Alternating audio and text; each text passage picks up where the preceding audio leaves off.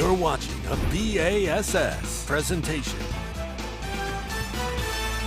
Good Sunday morning and welcome to the state of Alabama. Welcome to the FXR Bassmaster Elite at Lake Guntersville, and welcome to you to our pre-show, our Epic Baits Facebook Live pre-show, getting you ready for Championship Sunday here on fantastic Lake Guntersville. And all I can say right now in terms of expectations, I don't know what they could possibly be. They could be anything because this place is so special. We have got a special group of 10 here, and this could be anything from a runaway blowout that takes place in the first hour, or it could be, and I think more likely, just a trading haymakers between two or three anglers at the top, and the last man standing is going to win. I think everything's on the line. Davey Hyde is with us, Ronnie Moore, Mike Sukon, and Davey, I don't know. You may have a different idea about it. I'd be so hesitant to pick a winner at this point. Yeah, it'll definitely be exciting today. I don't think it's going to be a runaway. We'll see, but conditions are getting more stable. You know, it's not like we've got 70-degree water, but it's low 40s instead of upper 30s in most of the lake.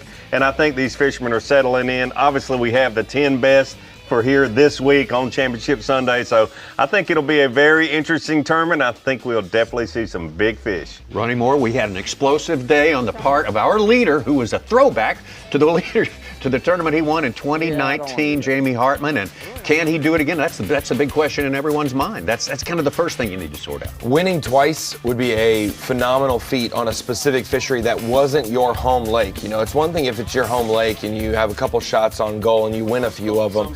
This is not his home lake, but he feels right at home here. 20 pounds, 12 ounces, then 23 and a quarter, 23 even. He's leading. The guy right behind him, Wes Logan, multiple top fives and elites here. It'd be a shame if he didn't get a victory breakthrough. Either way, though, he's showing, man, my floor at Guntersville, no matter if it's May, June, or February, it's top 10 or bust for me. And Stetson Blaylock, you've got Tennessee River guys like Matt Robertson, Kyle Welcher's right there, Hank Cherry's a classic champ. So many guys that have won big events and done well at Guntersville showing up this week. Lots of great moves up that leaderboard during the course of yesterday. Dave Mercer's with Dakota Ebears, one of those guys.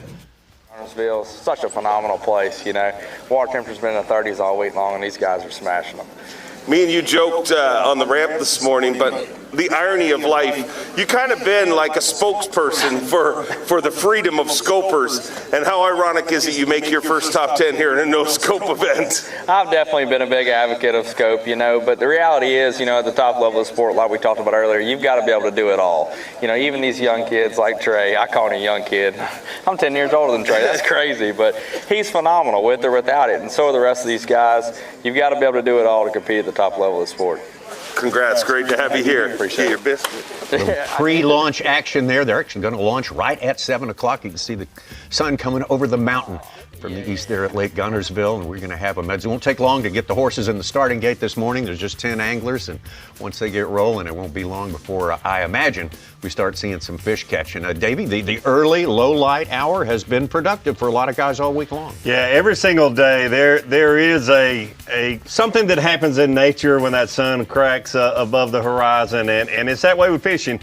A lot of people don't think that, or maybe don't realize that when the water temperatures, when there's snow on the ground, when there's ice on the water, but there's always that early morning bite, and we've seen it every day. I think we'll see it again here today on Championship Sunday. It will be very important, in my opinion, for Stetson Blaylock to have that early morning bite. We'll take a look at the representation, Ronnie, of all of our catches. These are all the catches. If you had to tell someone the Elite Series schedule comes out February Guntersville, and we're going to have one bass get caught in Browns Creek, one bass in North Saudi, and 0 in South Saudi, 0 in Spring Creek, they'd say, what tournament trail is coming there? Because those are the places that factor in February, especially in the past classics.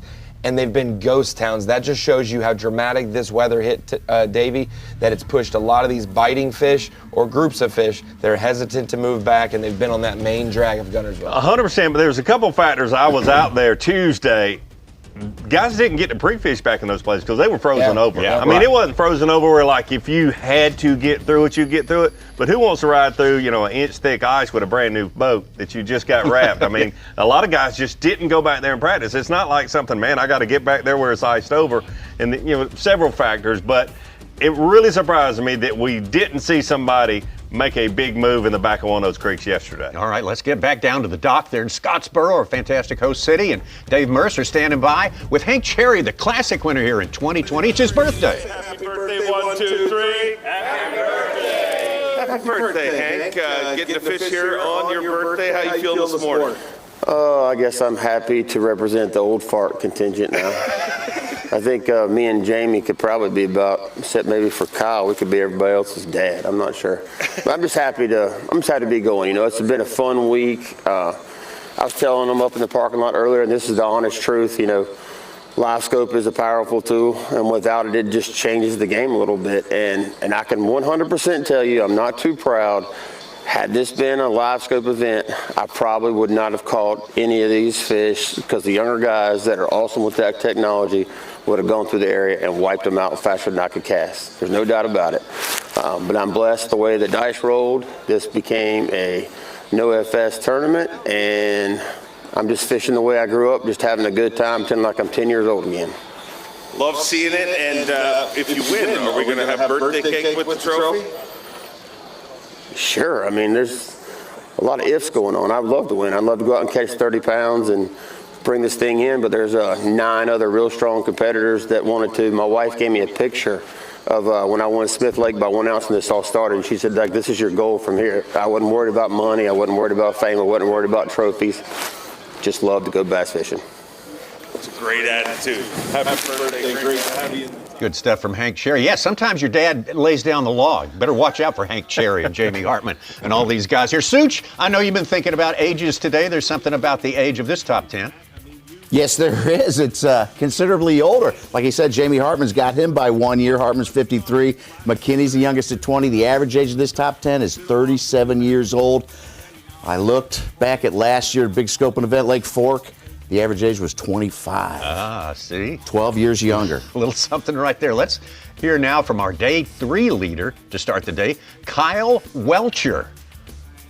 Kyle Welcher, you got the most dominant win ever with scope. You could get a big win here today without it. Yeah, and I'm looking forward to the opportunity. You know, it's a lot different this week. A lot of the guys have touched on it, but there's a lot of dead times where you don't know if you're throwing around a bass and then all of a sudden you get a bite. So, I mean, the feeling of getting a bite in that situation is so much different. I hadn't had a bite in like 3.5 hours yesterday, and then I caught one almost 4, and it just slacked the line. And I mean, I instantly said biggin', and it was not, but I got pretty fired up. So if I'd have seen that fish on scope, it's a little bit different, but either way, this lake's going to show out, and it'd be cool to get a win here. Just ratchets up the intensity.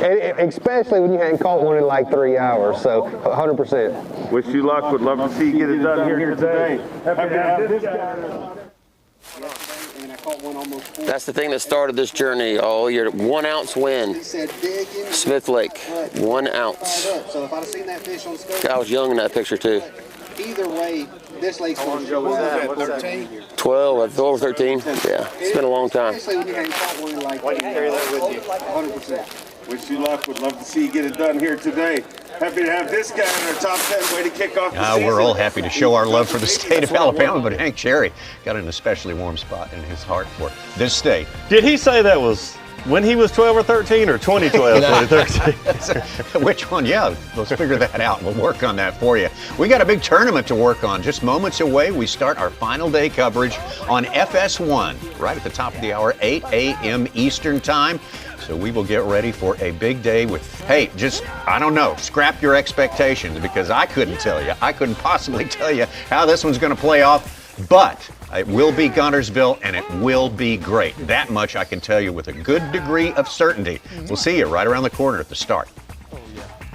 It ain't over till it's over, baby.